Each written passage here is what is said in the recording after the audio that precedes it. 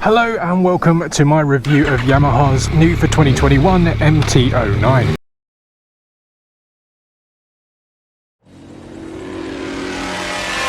Suppose there are times when you lose your troubled mind. Suppose there are times when you're feeling undefined. Suppose there are days when your colors touch the ground. That's when you call me and know just what to say. We go out and on the night. We jump and touch the light. We dance and we don't sleep until we die. We don't have to worry. Drink up the night, it's early. Keep dancing, dancing, just running right.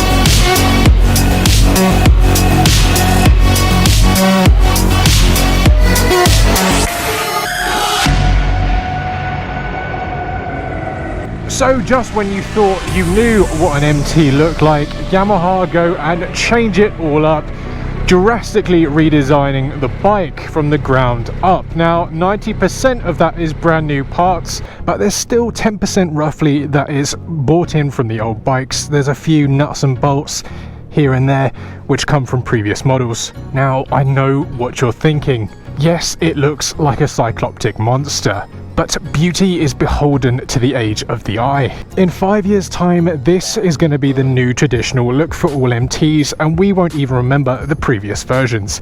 It's going to take some getting used to, I admit. The only issue is it feels like the best MT I've ever ridden. The boffins in Japan took the old 847cc engine and increased the piston length by 3mm. And now they've spat out a grunty 890cc engine that produces 117 horsepower. Carrying on from the improvements, weight is something they drastically dropped, thankfully, because it makes this bike feel, check there's no old bill around, makes this bike feel so unbelievably light and flickable. I said this about the Tracer 900, but this really does feel like an MT07. Now bear that in mind when this bike is only 11 pounds heavier than an MT07. 11 pounds. Like, what the hell? That's incredible. They've accomplished this by constructing the subframe out of aluminium instead of stainless steel, which shaves off around 3.5 pounds. Not forgetting the new lightweight spin forged wheels, which provide better feedback on the front and weight saving across the bike. Which means now we've got a faster engine, a lighter body, which results in a bike that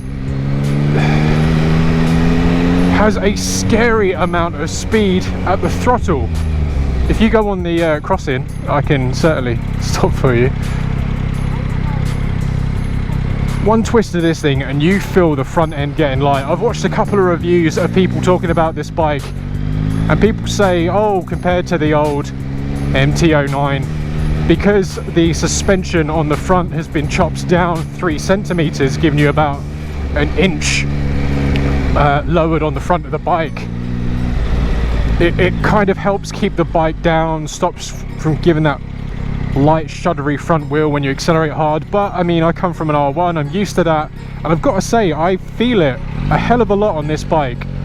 You start going through the power band and the front just becomes so light. Even with traction control on and wheelie control on maximum, you can still get the front up about 1 or 2 inches before the bike notices there's something going on and chops it out. Once the S22s are up to temperature, you feel like you could take on a glacier and still stay sunny side up. Turning takes literally as much effort as it does to twist the throttle, and now that's even easier than before thanks to Yamaha's ride-by-wire. Say goodbye to the age of snapping throttle cables and welcome the year of sensors, magnets and springs. They all replicate the normal feelings we're used to, but now they deliver the microscopic inputs we give directly to the throttle valve motor in the bike. In terms of gizmos, the boffins have not stopped there. They've added a 6-axis IMU, which has come straight off a new R1, providing us with traction, slide, wheelie and cornering ABS. Something else stolen from the R1 is the fancy Nissan radial front brake. It also comes with a responsive but sometimes tricky up and down quickshifter. This, accompanied by the buttery smooth slipper clutch, far makes up for any little gripes I've got about it. The 3.5-inch TFT dash is a very minimalist and bland view, but it gives you exactly what you need to see at a quick glance. It's not crammed and not giving you an information overload. After all, on a bike this aggressive looking and gnarly sounding, you wouldn't expect to see an iPad sitting there. I noticed next to no heat coming off to the engine. Even if I had, the 09 comes with adjustable foot pegs. You can raise by 14 mils and bring rearward back by 4 mils. They also let you rotate the bar 10 millimeters forward or 10 millimeters back, but personally I wouldn't really bother. The front end feels by far the best I've had on all MTs. The bottom of the line is it's a great value for money motorcycle which punches well above its weight in terms of technology, specification, and has a class-leading engine that's proven itself over and over. The handling on this year's 09 is just superb. It's got a low and central centre of gravity which undeniably is helped by the mass centralised 3-into-1 exhaust that Yamaha have just been nailing on their recent bikes. With a $9,000 price tag, it puts the new 09 right where it needs to be, significantly cheaper than a lot of the other bikes in its class. It will only set you back under £100 a month for a typical finance deal. The Yamaha really packs a lot more features than you'd expect at this price point and has really surprised me. By no way does it feel like it's an advanced rider-only bike. With the dialed down modes and rider safety features, a beginner could quite easily take this out for a spin and feel like they're unthreatened by its power. That being said, throw off the stabilizers and the 09 will quench any hooligan's need for power, speed and fun. So lastly, to round it up, things I love and the things I hate. Things I love are the value for money, the brilliant torquey triple engine, the fantastic S22s as standard, the unobtrusive but helpful rider aids, the quick shifter and slipper clutch, the rear brake light, and of course the deep throaty sounding exhaust. Now to the dislikes.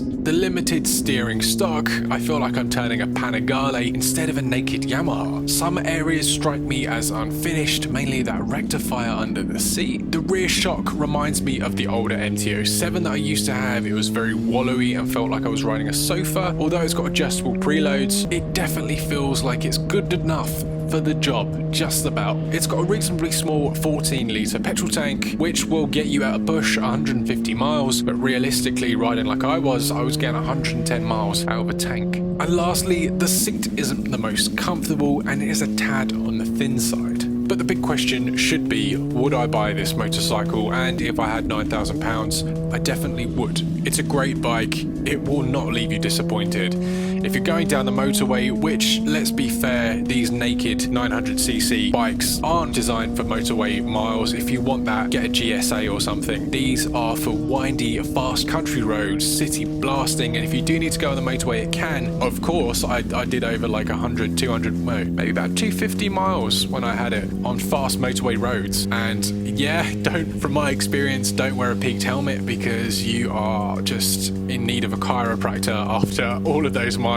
I mean, you could get some wind protection and totally destroy that criticism of mine. But yeah, I absolutely love this bike. It sounds great. I saw a video of a guy that spent almost 1,500 quid on a full aftermarket 𝗥𝗲𝘃cie exhaust, and I'll be honest with you guys, it sounded exactly the same. So keep that stock exhaust in there. It sounds brilliant after all. I do feel like I want to go back to the guys at Omega Yamaha and ask to take it out again because it's such fun. It is just a fun bike to ride, and I encourage you, if you haven't already, go down to Omega Yamaha, ask to see the guys, and get a demo booked with these bikes because they're fantastic and you are going to love it. I know it.